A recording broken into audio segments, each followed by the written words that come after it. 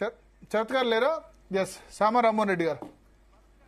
ఆవేశంగా ప్రసాద్ గారు ఇందాక ఏదో మాట్లాడేసి వెనక్కి తీసుకుంటా కింద పట్ట కాలు మీదనే నేను ఇందాక చాలా స్పష్టంగా చెప్పిన కాదు, నేను చాలా స్పష్టంగా చెప్పాను. ఎందుకంటే ఒక లీగల్ ప్రావిజన్ మనం మార్చనీకి ఉండదు, మనం వ్యక్తిగతంగా దాని మీద అభిప్రాయాలు వ్యక్తపరచనీకి అసలే ఉండదు.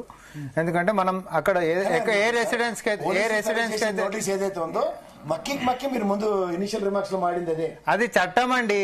సిఆర్పిసి 160 నోటీస్ లో చట్టం అది. అండ్ సిట్ నోటీసెస్ కాదు, ఇన్వెస్టిగేషన్ ఆఫీసర్ తీసుకోవాల్సినటువంటి దాంట్లో ఇది ఎక్కడ బాధ. ఇప్పుడు కాదు, చట్టాన్ని నేను చెప్తా కూడా ఒక వకీల్ నేను ఉన్నా కాబట్టి నేను చట్టం చెప్పిన, నువ్వు ఒప్పుకున్నావు ఒప్పుకోలేదు అది వేరే సంగతి, అందరు చూసిండు. కానీ end of the day Rammohan Reddy ఏం మాట్లాడిండు, ఎందుకంటే రామ్మోహన్ రెడ్డి ఇంటిగ్రిటీని టచ్ చేసిండు ప్రసాద్ గారు. ఆ పిల్లాడు గిల్లాడు అని కూడా మాట్లాడేసేసిండు. అయితే మీరేమో పెద్ద మనుషులే, కానీ నేను అంటున్నా చట్టాన్ని మీరు నేను అభిప్రాయాలతో మనం మార్చలేము. నేను చాలా స్పష్టంగా చెప్తున్నా. ఆయన బంజారాహిల్స్ లో ఉంటున్నటువంటి ఆయన యొక్క నందినగర్ నివాసానికి ఏవైతే సిట్ నోటీసులు ఇచ్చిందో అక్కడి నుంచే ఆయన యొక్క దానికి రిప్లై కూడా ఇవ్వడం జరిగింది.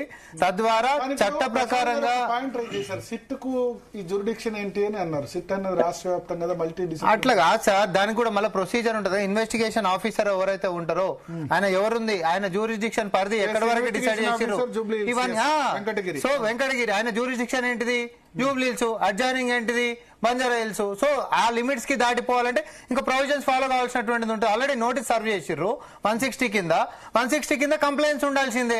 ఇప్పుడు మీరు నేను తలుచుకొని మార్చేసుకుందామంటే కుదరదు కదా, అట్లా నిలబడదు కదా. నేను చాలా స్పష్టంగా చెప్తున్నా, అవుట్ ఆఫ్ ద జ్యూరిడిక్షన్ గిట్ట నోటీసులు సర్వ్ చేస్తే అసలు అది ఇన్వాలిడ్ అండి, అది చెల్లవు, ఆ నోటీసులే చెల్లవు. మీరు నేను మనం వ్యక్తిగత అభిప్రాయాలతో మాట్లాడేటువంటి అంశాలు కావి.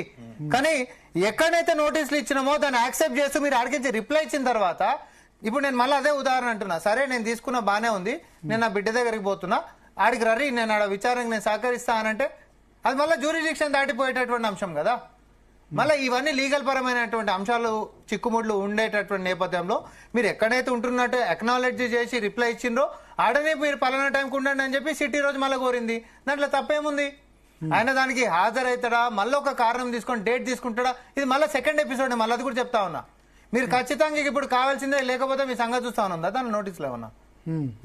ఆయన ఆరోగ్యమే బాగాలేదు అనుకోండి, రేపే కొంచెం కేసీఆర్ గారికి ఇబ్బందికరంగా అనిపించింది అనుకోండి, నాకు కొంచెం ఇబ్బంది అనిపిస్తుంది అంటే మళ్ళీ అది కూడా రీజనబుల్ గ్రౌండ్ ఉందనుకోండి, వెసులుబాటు ఉంటదేమో, పోలీసు వాళ్ళు ఒప్పుకోకపోతే కోర్టుకు పోతాడేమో.